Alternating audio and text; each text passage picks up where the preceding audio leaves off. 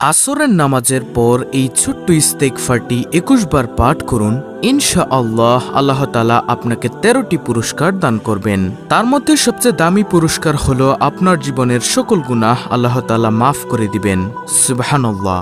এছাড়াও আরো ১২টি গুরুত্বপূর্ণ পুরস্কার আল্লাহ তাআলা আপনাকে দান করবেন। প্রিয় দর্শক, একজন মুমিন মুসলমান হিসেবে ভিডিওটি আপনার জন্য খুবই গুরুত্বপূর্ণ, কারণ আমি বিশ্বাস করি যে ব্যক্তি চায় তার গুনাহকে ক্ষমা করাতে, যে ব্যক্তি আল্লাহ তাআলাকে ভালোবাসে, সে আজকের ভিডিওটি সম্পূর্ণ দেখবে এবং এইখান থেকে ইস্তেগফারের এই আমলটি শিখে পরবর্তীতে সে সুন্দরভাবে আসরের নামাজের পর এই ইস্তেগফারের আমলটি পাঠ করবে।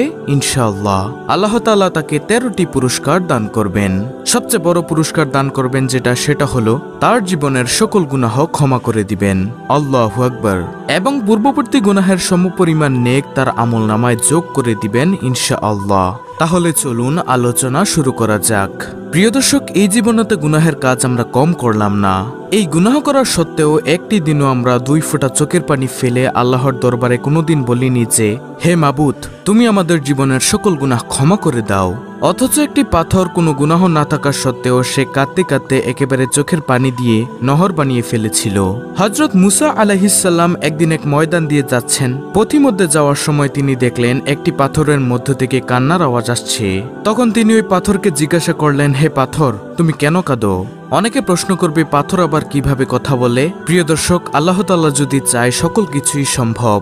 আল্লাহ তাআলা যদি না চায় কোনো কিছুই সম্ভব না। তখন পাথর বলল, হে নবী মুসা, আমি শুনলাম আল্লাহ তাআলা মানুষ আর পাথর দিয়ে জাহান্নামের আগুনকে প্রজ্বলিত করবেন। আপনি তো আল্লাহ তাআলার সাথে কথা বলেন, আপনি একটু আল্লাহ তাআলার কাছে বলে দিয়েন আল্লাহ তাআলা যেন আমাকে মাফ করে দেয়। তখন মুসা আলাইহিস সালাম আল্লাহ তাআলার দরবারে চলে গেলেন। তিনি সকল কথা বললেন, কিন্তু এই কথাটা, পাথরেরই কথাটা বলতে ভুলে গেলেন। তখন তিনি ফিরে আসার সময় আল্লাহ তাআলা তো সকল কিছুই জানেন। আল্লাহ তাআলা ডাক দিয়ে বলেন, হে মুসা, তোমাকে না একটি পাথর বলেছিল আমার কাছে কিছু বলতে? তখন তিনি বললেন, অর্থাৎ নবী মুসা বললেন, হ্যাঁ মালিক, আমি ভুলে গিয়েছিলাম। একটি পাথর আমাকে বলেছিল আপনি যেন তাকে জ্বালানোর পূর্বে তাকে মাফ করে দেন।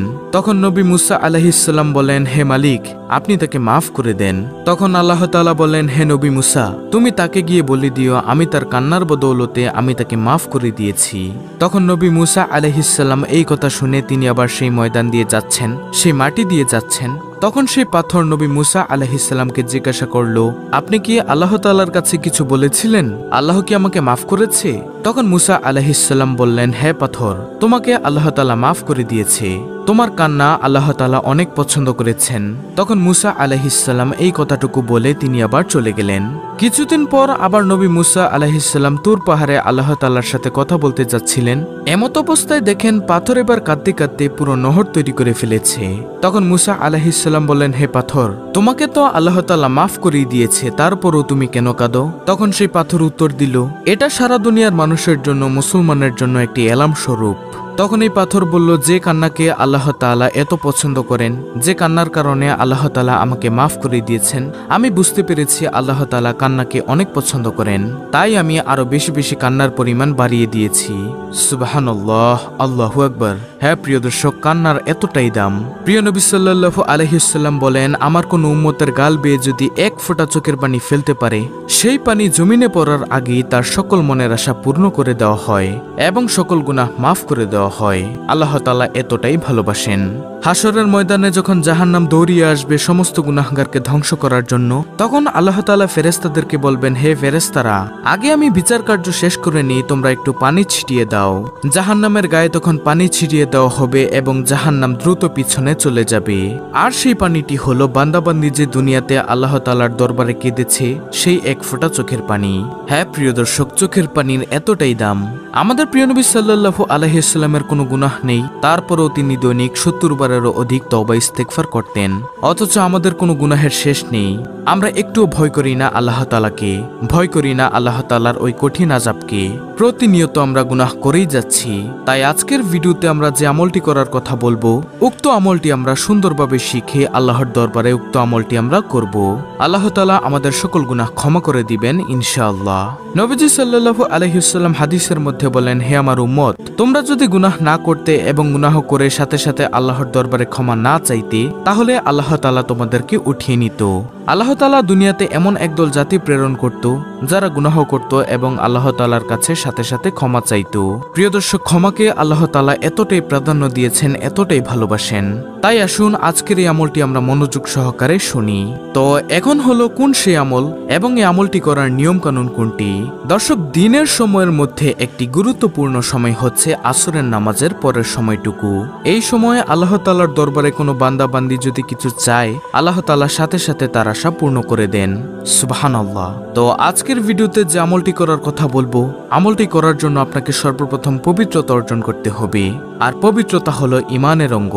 নবী সাল্লাল্লাহু আলাইহি ওয়াসাল্লামের হাদিস, যে ব্যক্তি অপবিত্র থাকে তার কোনো ঈমান নেই, কারণ পবিত্রতা হচ্ছে ঈমানের অঙ্গ। তারপরে আপনি আসরের নামাজটুকু সুন্দরভাবে আদায় করবেন। তারপর আসরের নামাজ আদায় করার পর সুন্দরভাবে ধ্যানে বসবেন। তারপরে নবী সাল্লাল্লাহু আলাইহি ওয়াসাল্লামের উপর দুরূদ পাঠ করবেন। কমপক্ষে 7 বার দুরূদ পাঠ করবেন। সবচেয়ে ছোট দুরূদ হলো সাল্লাল্লাহু আলাইহি ওয়াসাল্লাম। যেই দুরূদ আপনি পারেন প্রিয় দর্শক, আপনি সেই দুরূদ 7 বার পাঠ করবেন। তারপরে আপনি একটি ইস্তেগফার পাঠ করবেন, আর সেই ইস্তেগফারটি হলো আস্তাগফিরুল্লাহ। খুবই ছোট ইস্তেগফার। সবচেয়ে ছোট ইস্তেগফারটি আপনি 21 বার পাঠ করবেন তওবা করার জন্য। তারপরে আবার নবী সাল্লাল্লাহু আলাইহি ওয়াসাল্লামের উপর দুরূদ পাঠ করবেন 7 বার। এগুলো পাঠ করার পরে এইবার আল্লাহ তাআলার দরবারে মোনাজাত করিয়া সকল গুনাহের জন্য ক্ষমা চাইবেন। চোখের পানি ছেড়ে দিয়ে আল্লাহ তাআলার কাছে কান্নাকাটি করে ক্ষমা চাইবেন আপনার গুনাহের জন্য। আল্লাহ যেন আপনার গুনাহ মাফ করে দেয় এবং সকল মনের আশা যেন পূর্ণ করে দেয়। আল্লাহ তাআলা এই ইস্তেগফারের বরকতে সকল গুনাহ ক্ষমা করে দিবেন ইনশাআল্লাহ। এছাড়াও আপনাকে 13টি উত্তম পুরস্কার দান করবেন। তার মধ্যে সবচেয়ে বড় পুরস্কার যেটা, সেটা আমি ভিডিও শুরুতেই বলে দিয়েছি, আপনার সকল গুনাহ ক্ষমা করে দিবেন। এছাড়াও অন্য পুরস্কারগুলো হলো আপনার দিলের মধ্যে আল্লাহ তাআলার রহমত দান করবেন, গায়বী খাজানা থেকে রিজিকের ব্যবস্থা করে দিবেন। আপনার রিজিকের দায়িত্ব আল্লাহ তাআলাই নিয়ে নেবেন। আমলের মধ্যে আপনার মন বসিয়ে দিবেন। শয়তানের কুমন্ত্রণা থেকে আল্লাহ তাআলা আপনাকে বাঁচিয়ে দিবেন এবং উত্তম নেক সন্তান দান করবেন। ফসল আদি সকল কিছুর মধ্যে বরকত দান করবেন, রিজিকের মধ্যে বরকত দান করবেন, অন্তরের মধ্যে নূর দান করবেন এবং কলবের মধ্যে নূর দান করবেন। তখন আপনি দেখবেন যত আমল করবেন তত আমলই ভালো লাগে।